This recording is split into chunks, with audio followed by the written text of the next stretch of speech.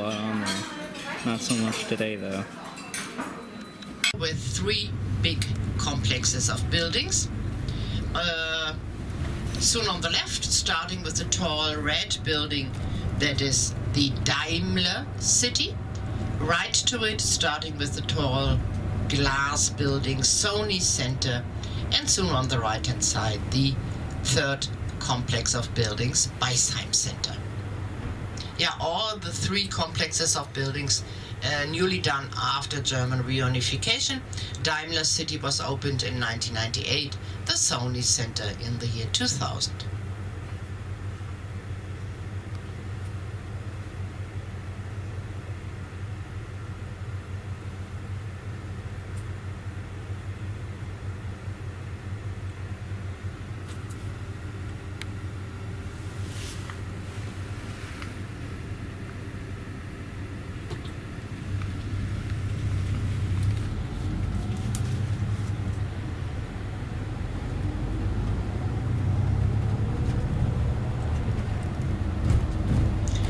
When you look down to the left now, you can see a red carpet with golden stars on top. That is the Berlin Boulevard of the Stars. So what is Walk of Fame in Los Angeles and Hollywood, that is our Boulevard of the Stars. On the golden stars, there are the names of the most famous German movie actors, actresses, film directors, and so on. Because on the left-hand side, in the Daimler City, there is every year in wintertime, beginning of February, the Berlin Movie Festival, the Berlinale. So, and now on the right, the yellow building with the interesting shape of roof, that is the most famous concert hall of Berlin, concert hall of the Berlin Philharmonic Orchestra. The concert hall was built in the 1960s. So, next traffic light, we turn right. Okay. It's an excellent. Yeah, we will also have some traffic jam because there's also two lanes go together to one lane. Okay. But for a short time we have a bus lane. Yeah, sweet.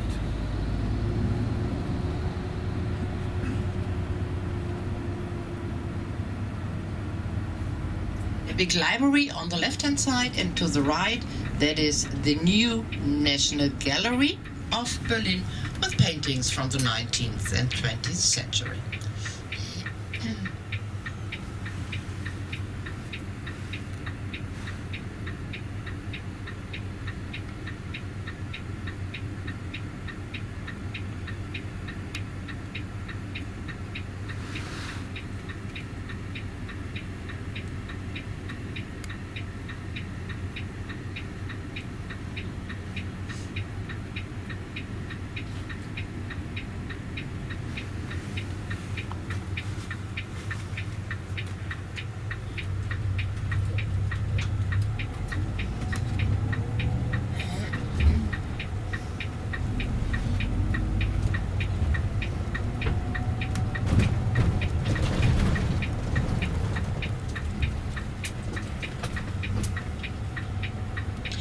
Here in Berlin we have quite a lot of water.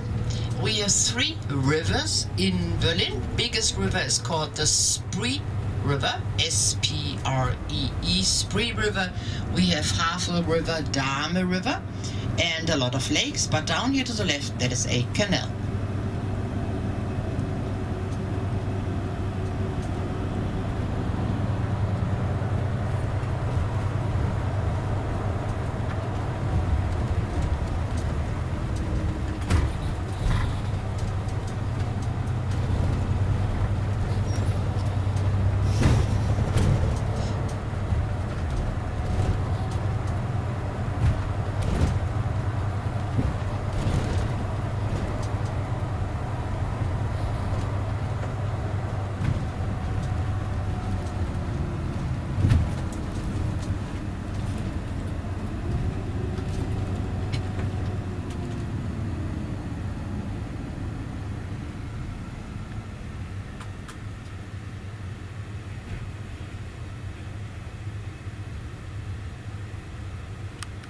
to put them on the ground, and they block.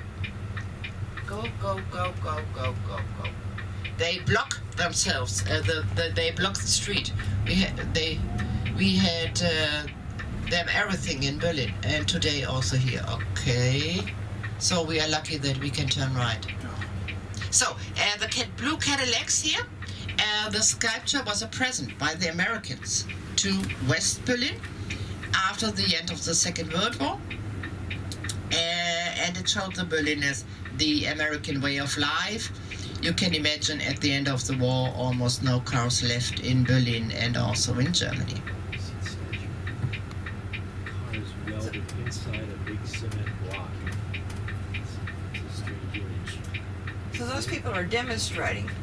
They are demonstrating, yes, so that the German government should do more against climate change. Oh, good idea. Yeah, but not a good idea to block the whole traffic here. Oh, I see. I see what they're doing. Yeah, they are sitting on the ground, blocking the whole street. Oh my gosh. I hope they're gone by the time we come back. I hope so. So straight ahead, a steel tower, which looks like the Eiffel Tower. We go down, but stay on the right lane because soon we turn right. Looks like the Eiffel Tower in Paris. That is our broadcasting tower here in Berlin, built in the 1920s when radio started in Germany.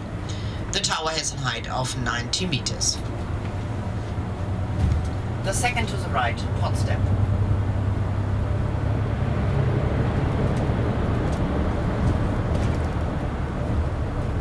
There we go, Potsdam. So the part of the inner city motorway we are entering now has a special name. It's called the AVUS, A-V-U-S, the oldest motorway in Germany, also built in the 1920s.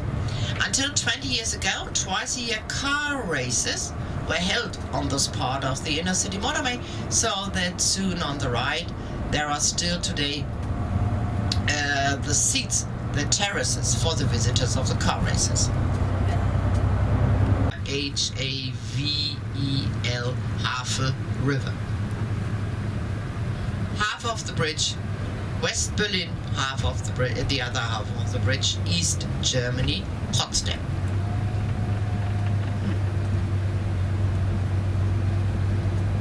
It's a big river.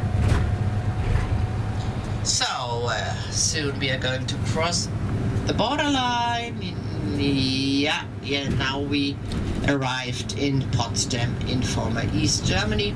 So the yellow sign in front says Potsdam, Landeshauptstadt. That means after German reunification, the city of Potsdam became the capital of the federal state around Berlin, the federal state of Brandenburg.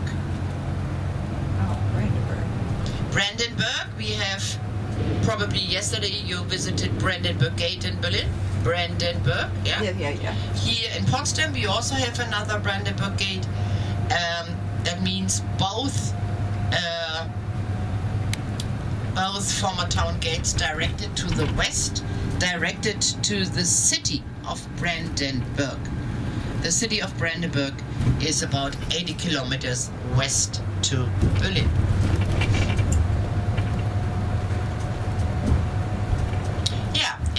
As I already mentioned, first, when we come to the city center of Potsdam, we go to Sanssouci Palace, the summer residence of our most famous King Frederick the Great.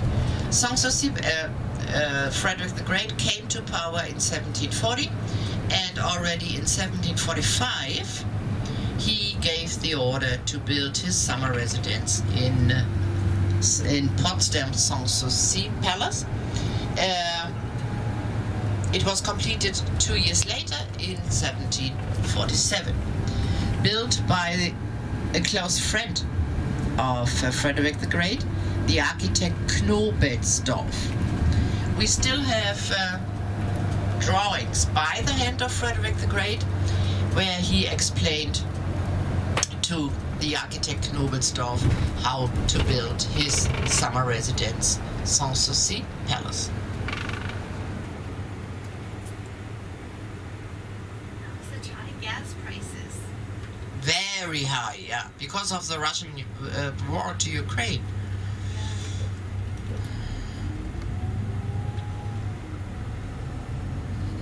And the Russians stopped to send us natural gas and oil. I had read that there were some barges that were delivering gas as a stopgap measure. Yeah, that's true. That's true. Is there a plan in place that's more permanent than that yet? Or they're not sure yet what else to do? Once again, ma'am. Oh, I'm sorry. How do they have another plan, a longer term plan for what to do? Yeah, we want to change, or the German government wants to change into other kinds of producing energy, the wind energy, and also to get contracts with Arabian countries, straight, to get from them the oil for our economy. I see. How about electric cars? We Germans don't like electric cars, so up to now only a small number of electric cars in Germany. That's surprising because it seems And like they are very, very expensive compared to, let's say, normal cars with gasoline.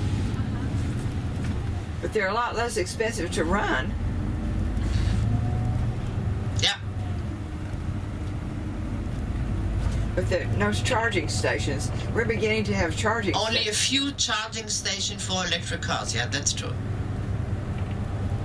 Between May and September, he wanted to live here without harm, without sorrow, but also in summertime, he was a king of Prussia, so It's a windmill. I'm sure that he had a lot of problems to solve also in summertime. Yeah, so we come to the bus parking place ground, and then we leave the coach and walk back to Sanssouci Palace.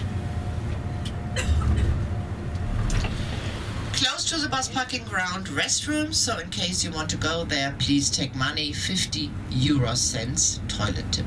You know, I don't know what happened to my money. Destroyed by fire. Now it's just, a copy of the first, and inside there is a restaurant. oh, that's cool. Was it not originally there then? No, it was originally there. The first windmill was built before the king built his palace. What did they mill there? Corn. Corn. Okay, that would make sense. It's so tall. Like we've been to the Netherlands, and the ones we've seen there are much lower. It's on a hill too.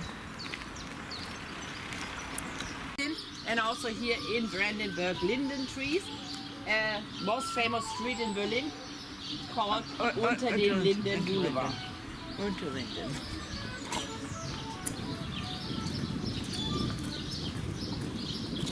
Palace, also the name written outside, Sanssouci. What's the name? Meaning of the name in English? Without sorrow, without harm. Okay, great. So in the middle, the green dome. Under the green dome, there is a marble hall. Right to it, the apartment of the king. Left to it, the guest room. And also here, every night, the king and his guests met in the middle in the marble hall for dining, for giving concerts, and so on. Built on a vineyard. Yeah, I see that. Yeah.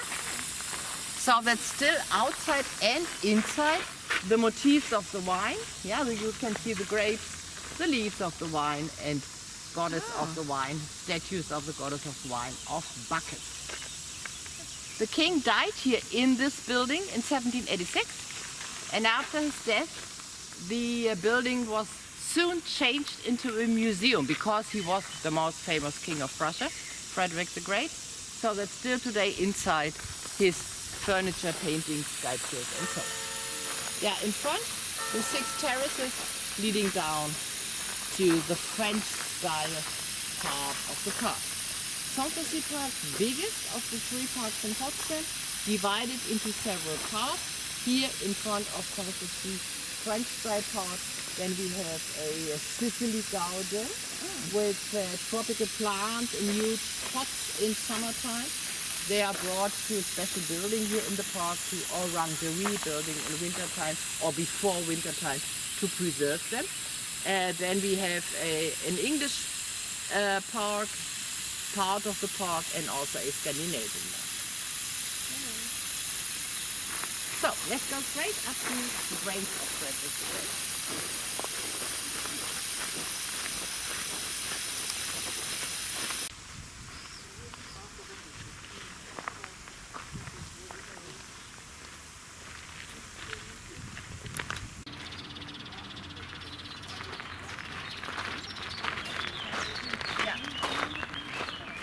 I'm going to explain to you. So here in front, the 3rd grave of Frederick the Great. He died in 1786 here in Sanssouci, and according to his last will, he wanted to be buried directly in front of his most loved palace, so that he prepared his own grave while he was still alive again, in cooperation with his friend, the architect Knobelsdorff. But that was unpolite, unusual in the 18th century, so that the tomb with his bones first came to a church in the city center of Potsdam. Then, during the war, during the Second World War, his tomb was brought to another palace in former West Germany, because also Potsdam was bombed, so that, and remained there until German reunification, until 1990. In 1991, the tomb with his bones returned here to Potsdam.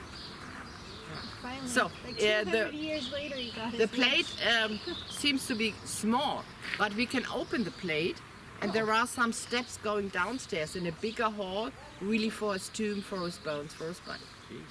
Of course, Frederick the Great, he was married, but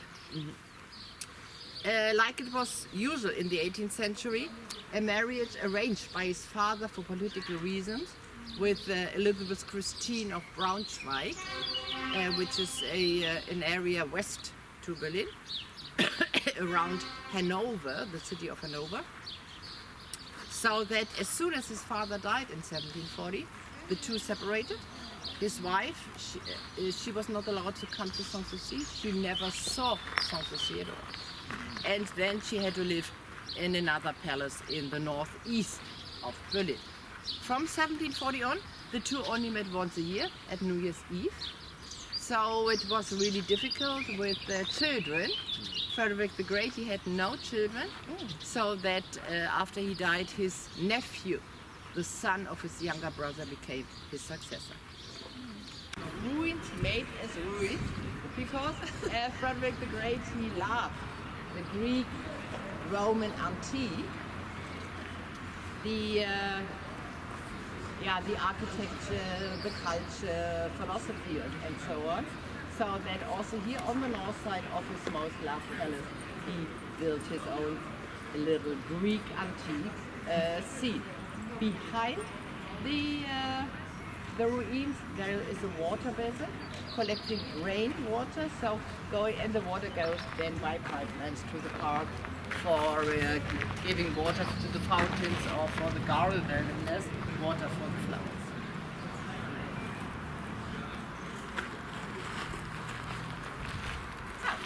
We'll go back to the south, and then we go to This is the north Sicilian side, which Palace, wasn't decorated as much as the south side, because his guests entered in that side, not this side. Since 2014. And a schloss is a palace, right? I would call it a castle. Schloss is palace, but because it's English architectural style.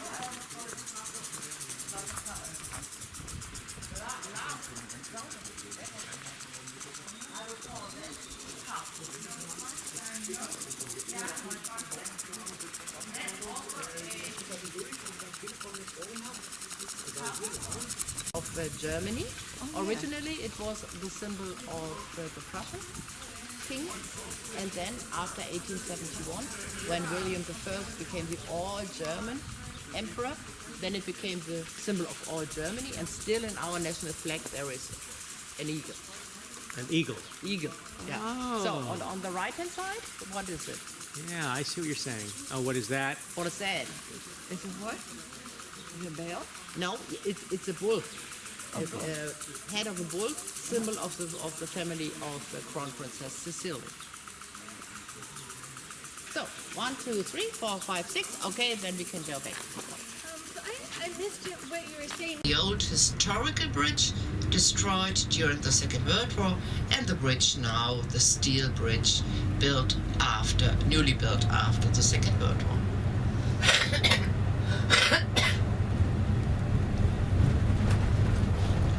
So, have a look to the right now. There you can see Babelsberg Castle surrounded by Babelsberg Park.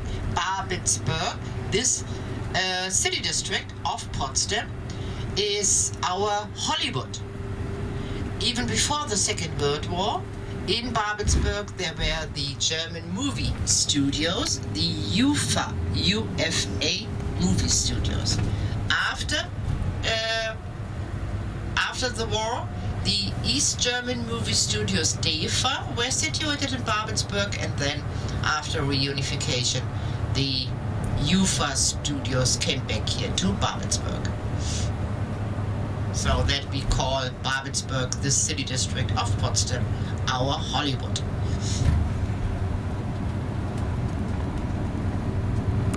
Better going to the top of the tower. Yeah.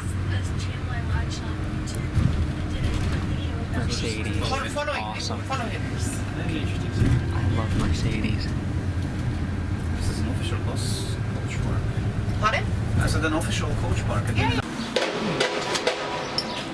Lunch outside with construction going on. I like this cheese with the onion. Outside the cathedral. So it's nice. It's nice. Part of the American sector, and this district is called Kreuzberg. Kreuz is the German word for cross, and Berg means mountain. Would you please get your oxygen mask out right now? Because Kreuzberg Mountain is 2,400 inches high. On the highest summit, there's a national monument erected in memory of the liberation wars against Napoleon. At the tip of this monument, there's an iron cross, hence the name Kreuzberg, the Cross Mountain. So Berlin is a rather flat city, just a few pretty little hills, and that's it. We're turning into Rudi Dutschke Straße. Rudi Dutschke was the leader of the students' revolt in 1968, when they were fighting against their parents and grandparents, and they wanted them to admit what they had done during the Nazi period. In the 50s, nobody wanted to talk about the Nazi period, but with the beginning of the trial against Adolf Eichmann, don't know if you remember that. Eichmann was the leader of the Jewish department of the Gestapo, and he was discovered in Argentina and brought to Israel by the Mossad, the East Israeli intelligence service, and he got the death penalty. Yeah, this was the beginning where they really tried to find where the other top Nazis were hiding, most of them in South America. At the end of the war, a lot of top Nazis managed to get away and out of Germany with the help of the Catholic Church and the Red Cross. There was a bishop in the Vatican, Mr. Alois Hudal, and he gave new papers to these top Nazis, and then they shipped themselves into South America, mainly to Argentina. They had a right-wing dictator at that time, Mr. Perón, and he was hiding all these people. Adolf Eichmann was leading a very normal life in Buenos Aires. Then by chance a Berlin Jew recognized him, and he told the German prosecutor, Mr. Fritz Bauer, he was called the Nazi hunter, and he told them that it was probably Eichmann. So they started observing them. Fritz Bauer did not trust his own judges, because most of them had been members of the Nazi party before, so he thought they might warn them. So he informed the Israeli Mossad, and eventually they snatched him and smuggled him out of Argentina to Israel. Yeah, Eichmann's wife had said, my husband has not killed one single Jew. Probably true, but he organized all the deportation trains to the camps. A big job, because he always had to fight with the generals. They also needed the trains, but Jews had priority. Oh, wow.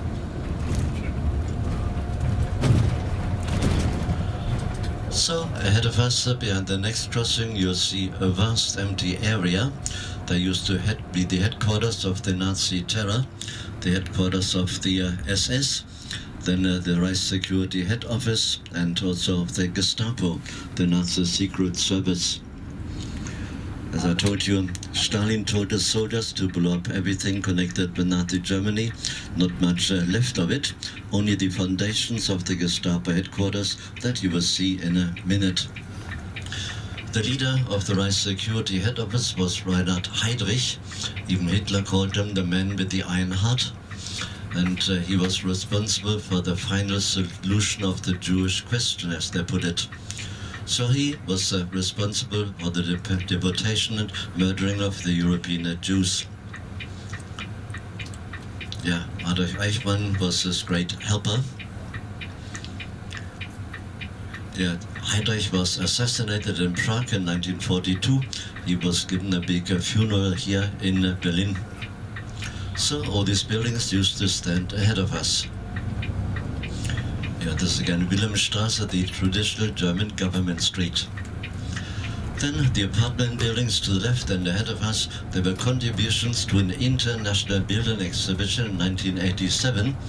And this was quite attractive architecture after the very monotonous concrete architecture of the 60s and 70s. So at that time, architects from all over the world had come to West Berlin to show their own concepts of living in a real example.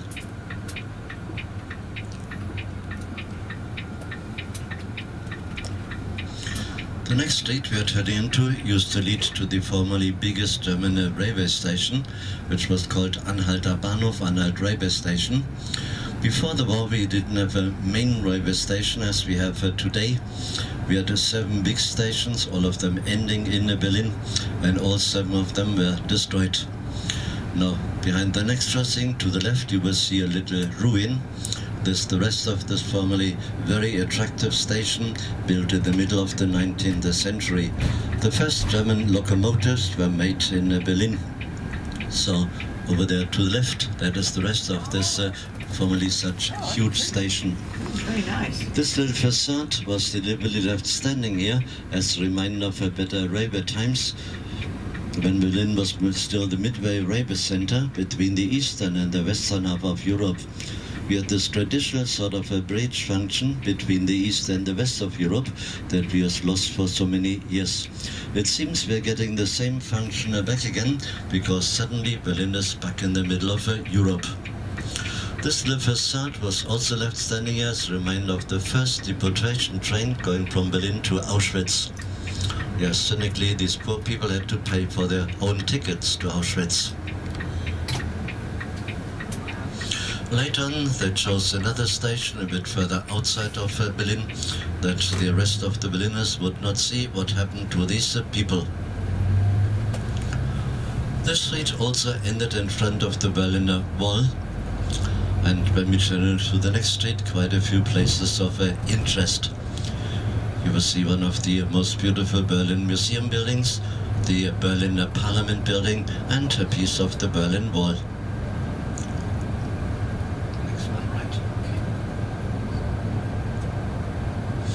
Yeah, they built the wall along the district borders. This way didn't have a straight line, it had a sort of a zigzag course.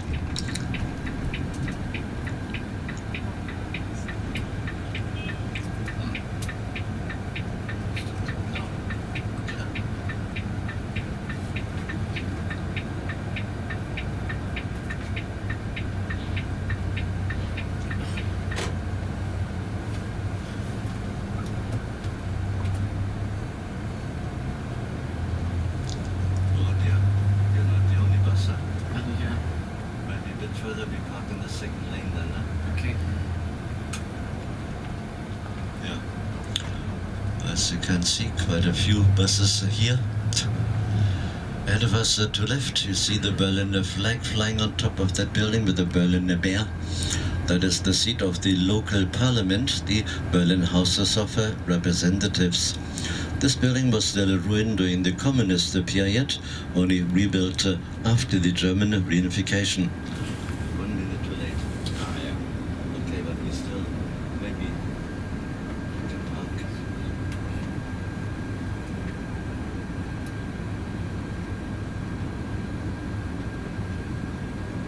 Maybe he will give us some room. Yeah. No? But maybe you park in front, huh? Yeah, we'll try. Yeah. Then at the building behind the buses here to right, it's a beautiful museum building called Martin Gropius building, named after the architect.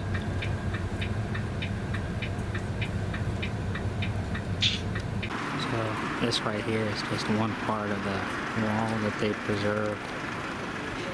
It just stretches on and on.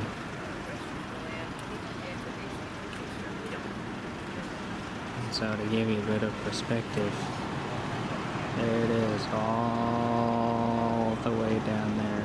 And by the way, they had this up here so that you couldn't grab on top and try to climb over the wall itself. And I don't know if I'm standing on what was east side or the west side, but I would have loved to get it on that other side. Well, this side right here, but the fence didn't like it when I tried to zoom in. The camera was focusing on the fence, not the wall itself. But yeah, I guess this is where they started to take hammers and chisels to it on November 9th, 1989, but I guess they were able to preserve this part of the wall here, like I said. So this is absolutely cool. Now I'm gonna give you a wider shot from farther back to give you even more perspective.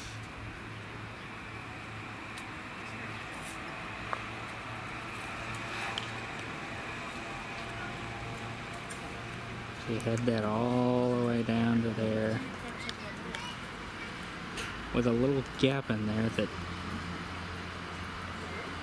yeah, that gap right there that I didn't notice the first time looking at this, but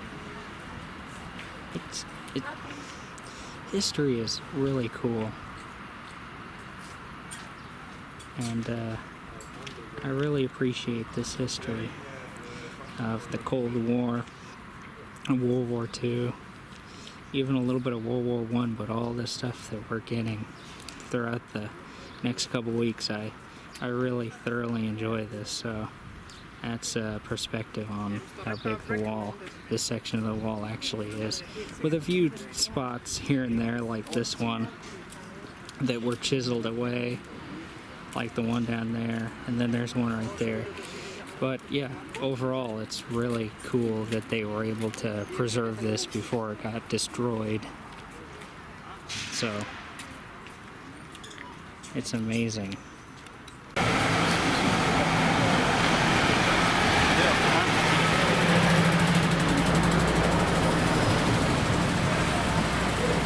This is Checkpoint Charlie, by the way, where I am.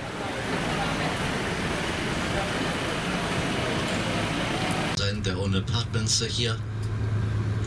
Berlin has always been like a magnet for artists. They say we have a unique creative atmosphere. Especially street artists, sprayers, they live from all over the world here in our city and enjoy this creative atmosphere. Here behind the next door scene, right, that's another village where artists live.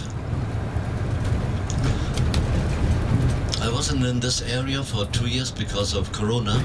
When I came back here the first time, I could not believe my eyes. All these buildings ahead of us on the other side that these are brand new, only built in 2 years' time. Before there was nothing here, or this was part of the restricted area. The wall used to stand, we see this new building here to the right, and behind the next traffic lights to the right, you will see the longest piece of the wall. That is the famous East Side Gallery, and they turned this 1 mile long piece of the wall into an art gallery. Quite interesting. In a few minutes we're going to make another photo stop here. You're on the east side or the west side now? Well, the wall was on the east side, yeah. And even behind the wall, there's the River Spree. This part here was flowing entirely through East Berlin. Only the other side of the river was West Berlin, but they couldn't build a wall in the river. Oh. Yeah. So ahead of us, you see also the Mercedes-Benz star. There's also a big Mercedes-Benz arena where they play basketball, ice hockey, and pop concerts. So you can have a look here at these paintings, as I promised that we are going to stop later on. Yes, so each country was allowed to send 1 artist a year, so a lot of artists from all over the world came here, and the East Side Gallery has now the status of a UNESCO World Heritage. This is really neat. Yeah, in a minute we see the containers, a very colorful part of it. That was the American contribution. Here to the right hand side in a minute. The very colorful part. In all these countries they had a competition, and the winner was allowed to come here and paint a piece of the wall. Ahead of us in the background you can see the most beautiful Berliner Bridge with the 2 towers. The 2 towers were only rebuilt after the German reunification. To the right, Japanese contribution with the rising sun. The most famous painting is the Brother Kiss. We are going to pass it in a minute. The Communist Party leaders had the tradition when they met each other, they were kissing on each other's mouth for about 20 minutes. Yeah, Fidel Castro was a great kisser. Yeah, here in a minute you will see behind, here to the right hand side, behind the group here. The one to the left-hand side, this was the Soviet leader Brezhnev, a hardliner. The wall would have never been opened under his rule. And the one with the glasses here to right, that was the East German Communist Party leader Erich Honecker. So here to the right, the brother kiss. That was taken from a real photograph, by the way. Wow, that's incredible. The driving lines, you can park to the right. You cannot, but we will. Yeah, to the right here you see some blank parts. Unfortunately, people don't have respect for anything anymore, and there was so much graffiti on these paintings that you could hardly see what they looked like. How do they keep the graffiti from getting here? I mean, are they guarded? Is it guarded all the time? No, it's not guarded at all. Yeah. Well, that's a shame.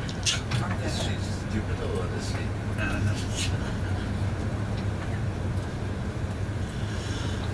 Okay, ladies and gentlemen, if you want, you can go through the wall here, around the corner. Also some interesting paintings. And you can go a little bit back and take a picture of the brother kiss. In case you need a coffee, on the other side to the left, behind us to the left, there's Einstein Coffee. I think I'm better. Yeah. I give you another 20 minutes, that means 3:15, okay? Yeah. Well, this is my favorite part of this wall. I'm not going to be able to get everything from a full view because it's just too long and I would have to cross the street with all the traffic, and I just wouldn't be able to. I just don't have enough time to cross the street and get back in time before the bus leaves. But this is my favorite that I've seen so far. It's just so incredible, the art that people can do. So I'm absolutely blown away. This one's really cool too, where it gives an illustration, I guess, where the author's from, Moscow, or not the author, but the artist is from, and how China is, and everywhere else, and how Berlin was, like East Berlin, with that little car they have that they made. So I do like art, even though I can't really make art myself. I really thoroughly enjoy art, and this is really, really cool to see. Just as I said in the last clip, I'm absolutely blown away by this art. It is incredible what a few talented individuals can do in contributing to a piece of history like this.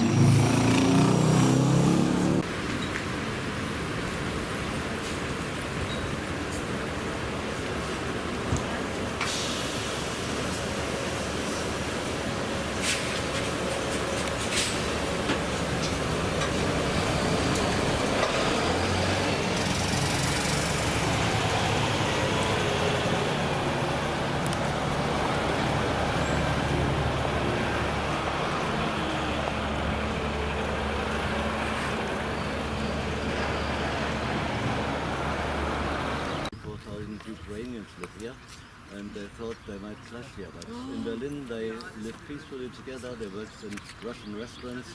You always have a lot of Russians living in Berlin. At the moment, a lot of Russian Jews. They've come after the Holocaust from Indian. The Jews were not very popular, although Marx, Lenin, Trotsky, all of them were Jewish. But a lot of them came here. In my street, I hear only Russian. I must say I'm a bit fed up with da. But I can't make the difference here between Ukrainian and Russian language, you see. Yeah. And also a lot of German Russians. We have Catherine the Great, the Tsar of Russia. She was of German origin, and she invited Germans to come to Russia. So till today they kept their German names. And during the Second World War, Stalin, guess where this brown marble comes from Hitler's destroyed chancellery. I told you that the Russians blew up everything, and also the entrance there, the big entrance, also brown marble from Hitler's chancellery. And also on the metro station, 2 stops away from your hotel, that is also decorated with the brown marble. Brown was the Nazi color, the brown shirts. You see, that these were the shirts of the SA, that was the so-called stormtroop, and just a bunch of criminals.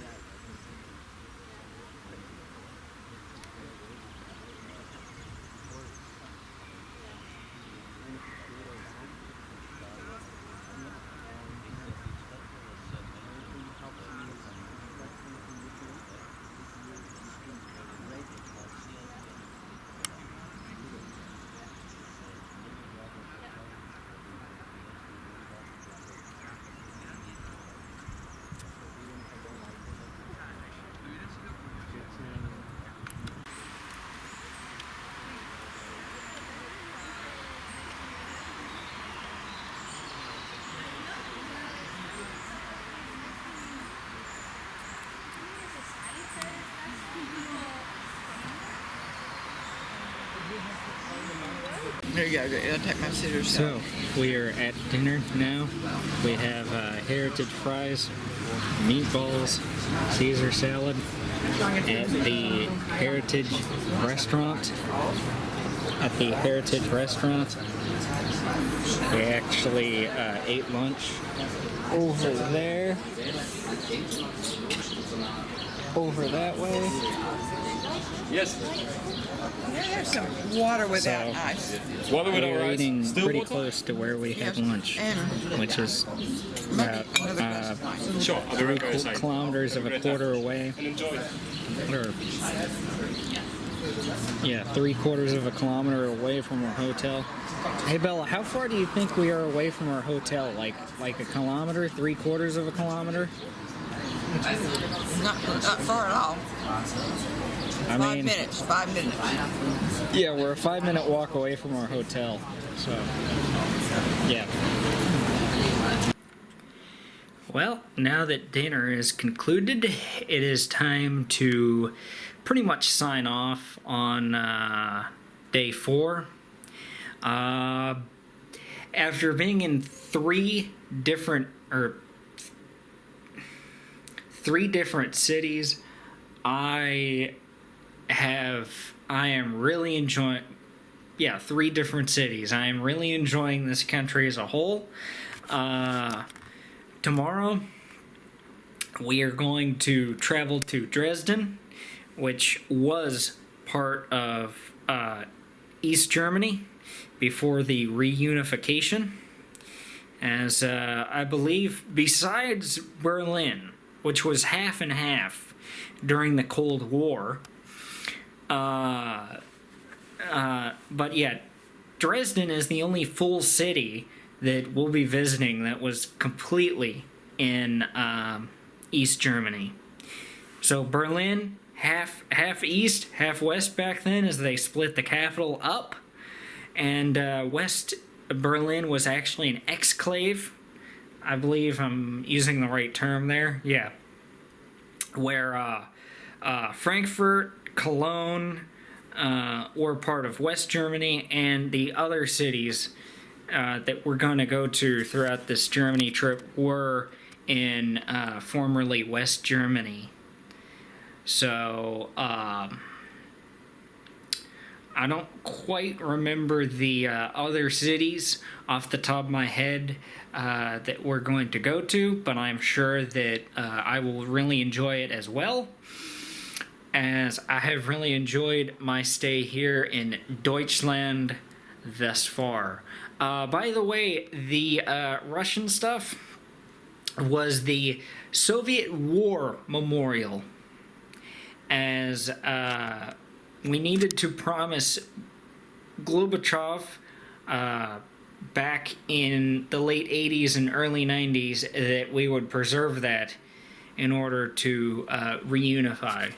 Well, early 90s then, in order to reunify. Well, Germany to reunify. I'm not a German, I'm just a tourist. I just travel to other countries and I try to appreciate the countries for what they are.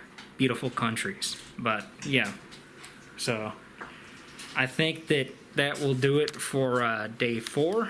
And, yeah, until day 5, I will see you all later.